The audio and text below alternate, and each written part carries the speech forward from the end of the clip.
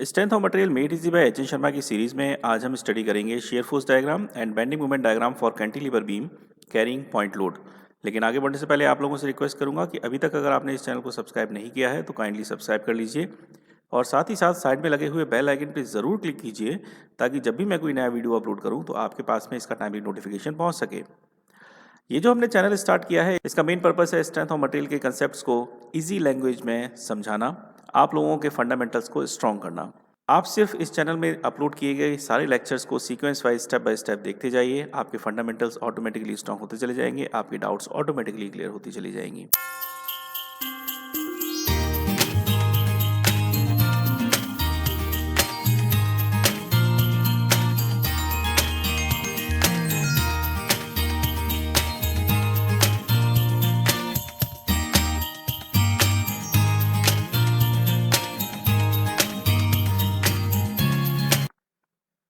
So we have a cantilever beam AB, इसकी length है 3 metre.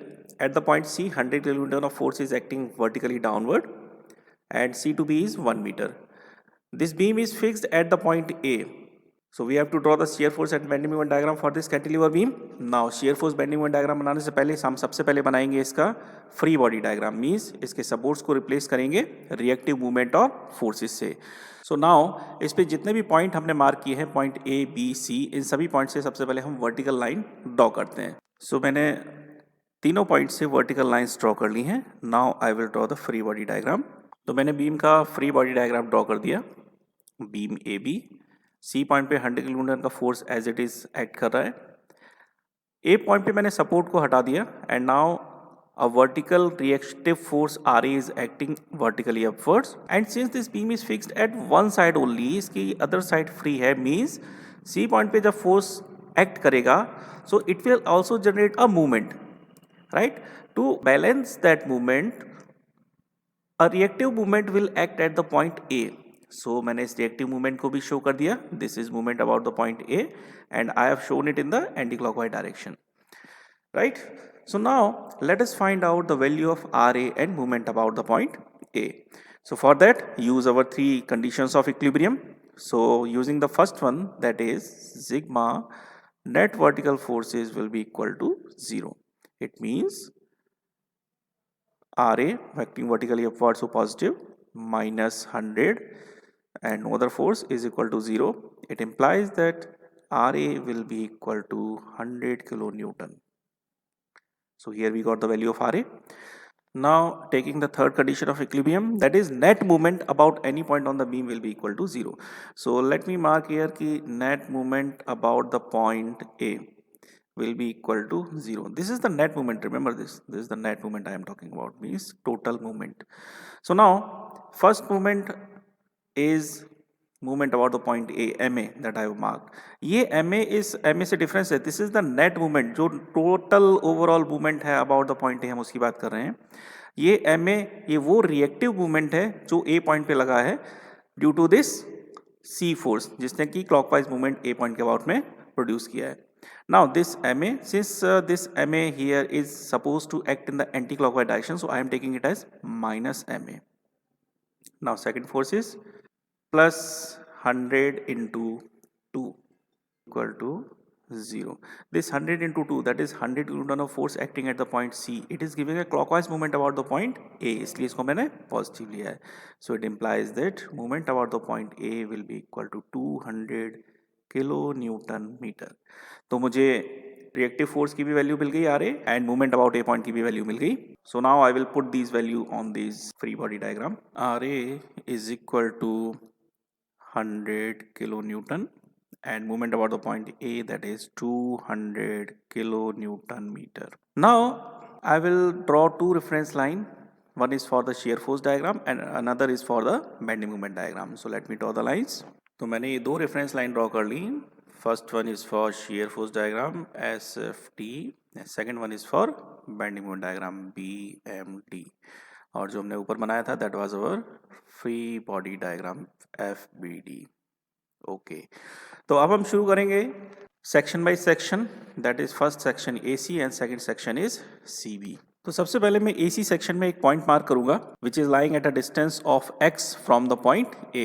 ये जो मैं पॉइंट मार्क करूंगा AC सेक्शन में, ये A पॉइंट से x डिस्टेंस पे लाई करेगा। So let me mark the point. So मैंने एक पॉइंट मार्क कर दिया है XX, जो कि रेड लाइन से मार्क किया हुआ है, and it is lying at a distance of x from the point A। So सबसे पहले मैं लूंगा section AC। So this is section AC।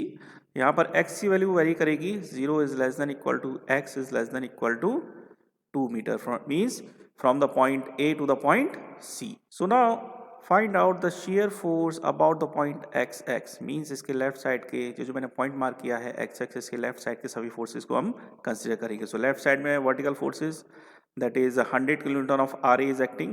It is positive since it is acting vertically upward, क्योंकि ये vertically upward act कर रहा है, so इसलिए मैंने इसे positive लिया है, and no other force is acting, so it means this is 100 kilonewton.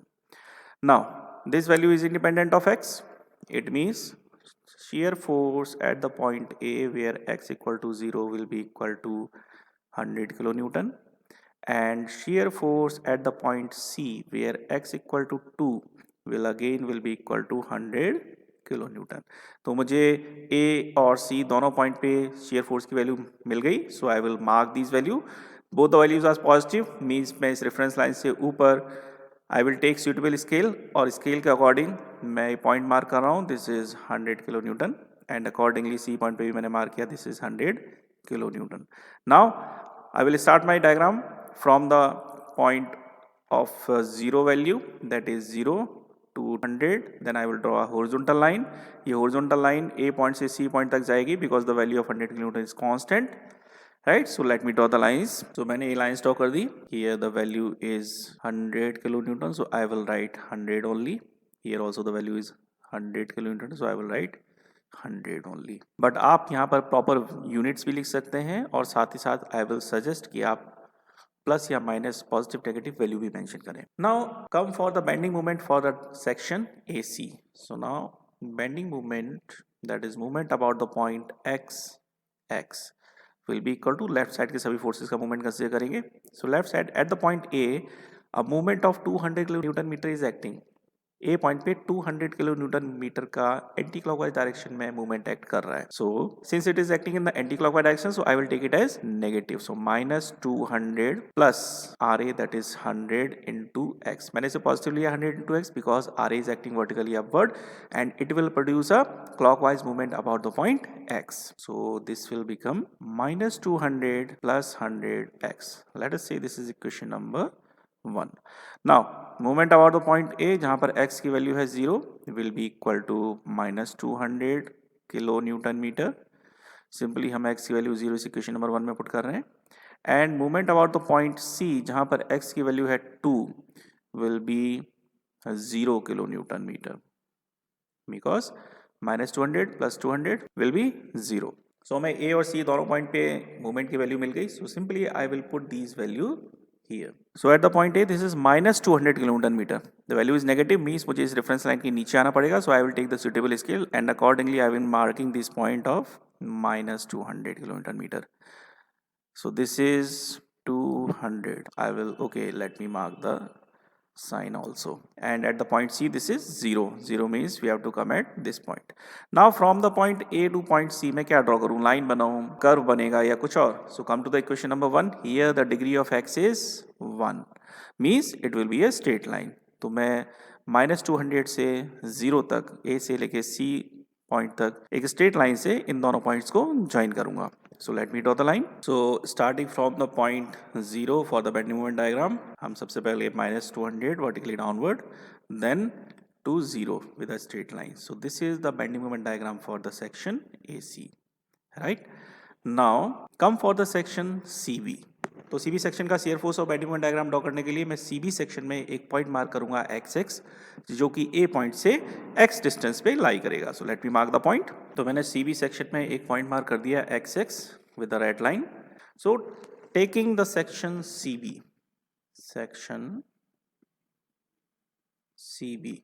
यहाँ पर x की वैल्यू वेरी करेगी, that is 2 is less than equal to x is less than equal to 3, means from the point C to the point B.